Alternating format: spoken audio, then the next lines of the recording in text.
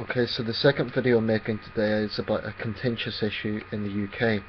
Apologies if the audio wasn't very clear. I've got a slight cold, so I'm sniffling a bit, but I think it's an important issue to talk about. I don't believe I've made a video about this before. It's a very contentious issue, like I say, and it is the bonus culture in this country. Now, to address this, I'm going to refer to the Daily Mirror. Granted, I don't usually quote tabloids, but I think it is an important issue. And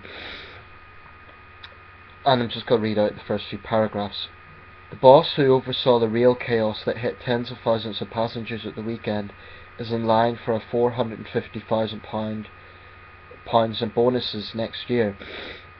It comes after Robin Gisby trousered close to £1 million this year, including a £300,000 loyalty payment simply for having stayed in his post. Soon after receiving the cash, he announced he would be leaving Network Rail after all in 2015.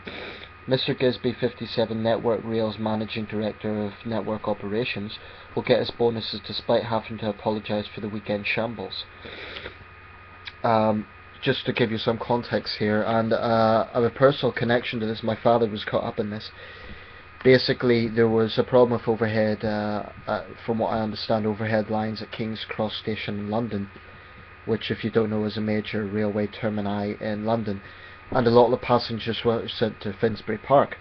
But that's a much smaller station, and it wasn't fit for purpose for that many passengers. So I spoke to my dad on the phone at the time, and he said it was a very chaotic situation. People were actually being physically crushed. He was lucky he got a train north, but a lot of people, basically it caused transport chaos. Now, there's an inquiry being launched because they knew in advance about these problems, and yet the contingency plans didn't seem to work. Just in relation to that, there is another report regarding bonuses.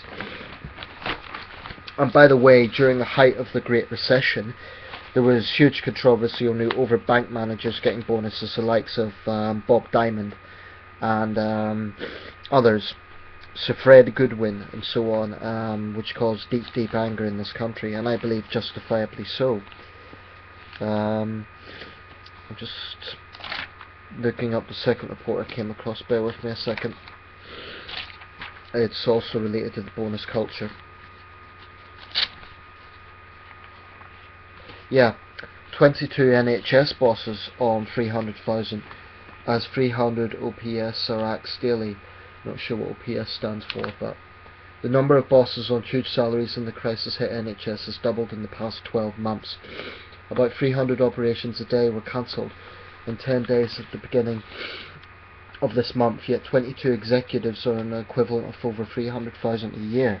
Just to put things in context, that's more than the Prime Minister gets paid. Last year 11 received such huge pay packets, and in 2010 to 11 it was just 4. NHS figures show Rotherham Foundation Trust paid the equivalent of 621,000 a year to Michael Morgan, who was chief executive for 10 months until last November.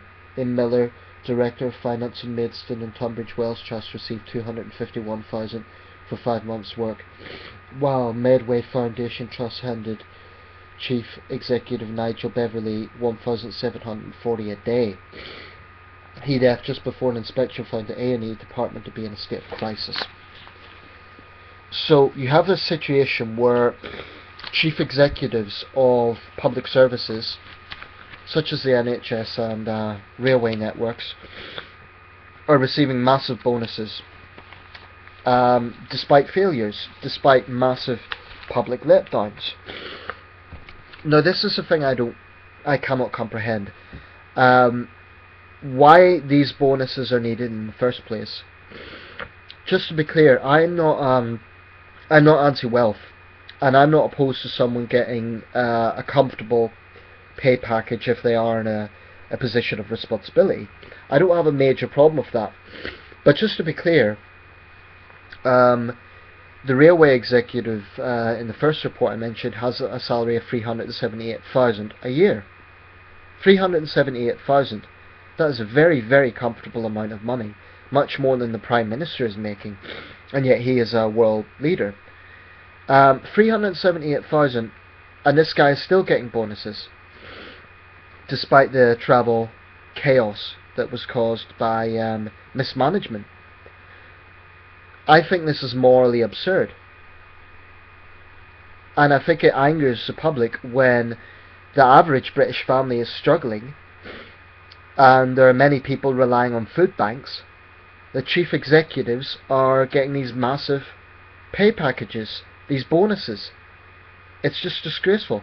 What is wrong with their standard salary? Apart from the fact, arguably, it's too high anyway. Just to be clear, I'm not a utilitarian thinker in the sense that, or not. What's the word I'm looking for? Not utopian. I'm not saying everyone should be in exactly the same pay, and this is reality. Some people are always going to have a big pay, but why the bonuses? And this bonus culture infuriates the British public. It's just wrong. It is just morally wrong. And what is also morally wrong is the fact that Tories are utterly silent about this. But why would they say anything? It's right down their street. You know, whilst the Conservative Party scapegoats and demonises the unemployed as being lazy benefit scroungers and so on and so on, they are saying nothing about this bonus culture. Now, to me, that is morally repugnant. It really is. And I've not much more to say on it, basically, but I would like to see serious reform of this. I believe that if there's a serious case of mismanagement, I mean, quite frankly, I don't see why bonuses are needed in the first place, but especially not when someone has presided over serious mismanagement that has caused a serious letdown in public services. I don't see why he or she should get such a big bonus. To me, that is absolutely disgraceful, because in an average job, if you don't do your job properly, okay, you might get paid, but you'll be dismissed, and you sure as hell won't get a bonus for it. So this just comes to the very heart of unfairness in modern Britain, and I think it's just wrong.